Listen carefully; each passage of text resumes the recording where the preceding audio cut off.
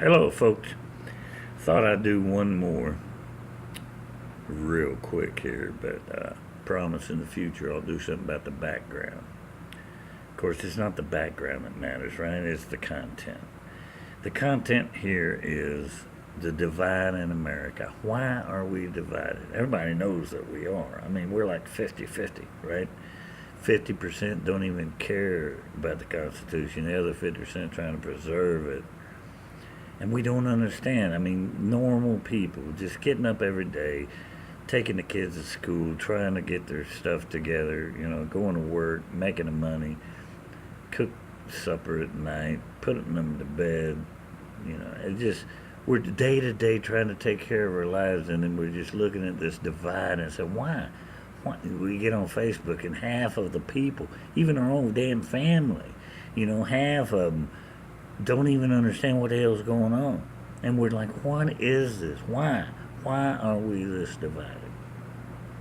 Well, I have part of it. I don't have all of it. The main reason we're divided is the difference between urban and suburban or rural. Okay? And this goes all the way back to Thomas Jefferson. Thomas Jefferson wanted an agrarian society.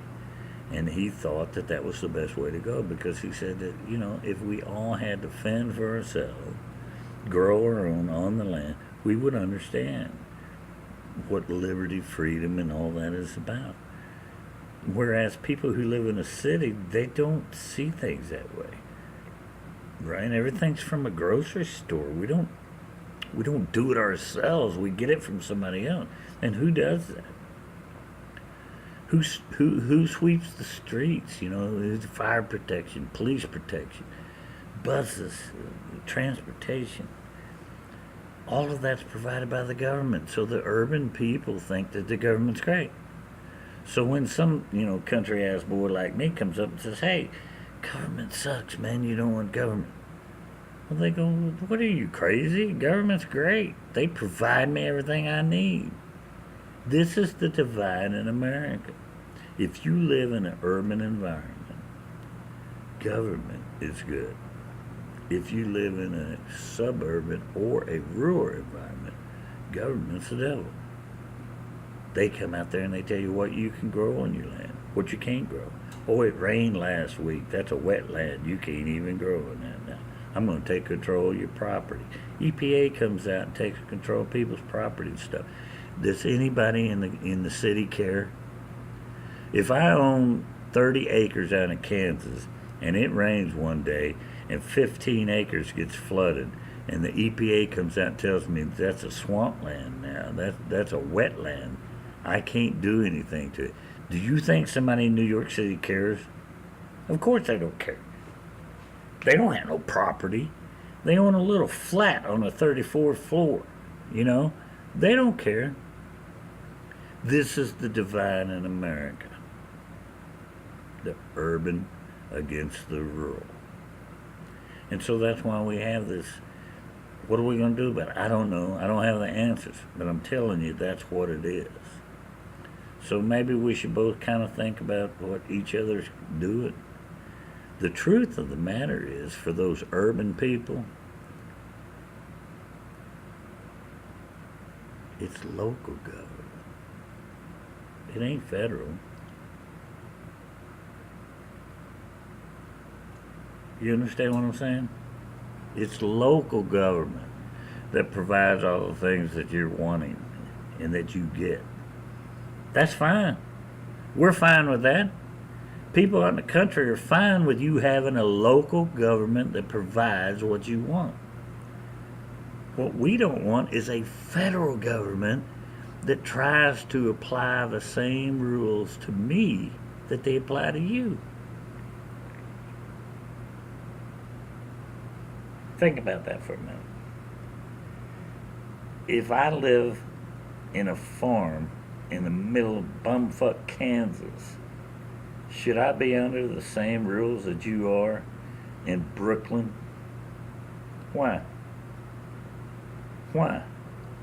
You live in the middle of a city somewhere where all of the stuff is provided for you. Why should I live by the same rules you do? Of course, it's totally different out here.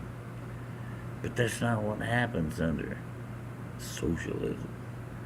In socialism, the federal government tells everybody what to do. You may be all right with that. That's fine. That's fine. You want to live with that? That's fine. It's your city. You're living under it, and you want to have the New York State tell you what to do with every single thing in your life. That's fine. But if I'm living out here in Kansas, why should I have to live under the same rules you do? Why do I have to have a federal government official come out here and tell me what I can do with my property? Now, see, it would be different if you actually own property in New York, but most of you don't. Most of you just rent. You know, you rent your flat, you lease, or whatever. You don't own anything, and you don't want to. That's fine. But what if you did? What if you owned a whole block of New York City? What if New York came in and told you you can't do this, you can't build that, you can only build so high? You know, when they start telling you everything that you can do with your piece of property that you bought, maybe that'll make you think different. Well, see, that's what they do to us every day. Every day out here in the hinterlands, they're telling us what we can do with our land, what we can't do, what we can grow, what we can't grow, how many taxes we have to pay over and over again. You don't have any property. You're living in an apartment up in downtown New York. You don't know. You don't care. I have 20 acres out somewhere. They're telling me what I can do with every damn speck of it. Why? Why should the federal government be able to tell me what I can do with my piece of property out in bumfuck Arkansas? But they do. This is the difference. This is the divide. This is where we need to come together and understand each other. I understand that you don't care. You need to understand that I do care. They don't bother you because you're in the city. They bother me because I'm out of the country. This is the difference between urban living and rural living. This is the divide in America. It's been that way from the very beginning. Thomas Jefferson said so. Everybody knew it. And then here we are. So you got to decide. What are you going to do? Are you going to let the federal government control everybody? I know you want to let the local government control you. That's fine. They don't have to control me. You go ahead and let them control you. But they don't have to control me. And why should they? Where is it written that the federal government should control what I do out in the middle of the land? But they do, and they want to. You look at the Bundy Ranch thing. The BLM, right? Went out there. What'd they do? They go out there like a bunch of military jackboot thugs trying to take over this guy's ranch, trying to steal his cattle and stuff, and I mean ready to put an armed resistance against this guy because he wanted to graze some cattle out where he had an agreement for 50 frickin' years to graze his cattle, but the government came in all of a sudden and said, no, you can't. And why'd they do that? Well, because they had some corporate people who wanted to make some money off the land in a different way. But you don't care. You hear about that, you think, it's just some podunk farmer out there in Nevada who gives a shit. Well, I do. I give a shit. I don't want my government going in like a bunch of jackbooted thugs trying to take somebody's cattle away from them on a ranch that his family's been on for hundreds of years because they decide they know how to deal with it better than he does. Let's deal with it on a personal level. A personal level, all right? What if they came to your apartment I know it's just your little place in the world. You're just your little square footage that you own in the world, right? Your apartment in New York City. What if the government came in and said, you can't put your living room there? You got to put your living room over here. Wait a minute, you can't have that kind of furniture. No, you got to have this kind of furniture. What are you talking about? You want to put blinds on that window? No, you got to leave that window open.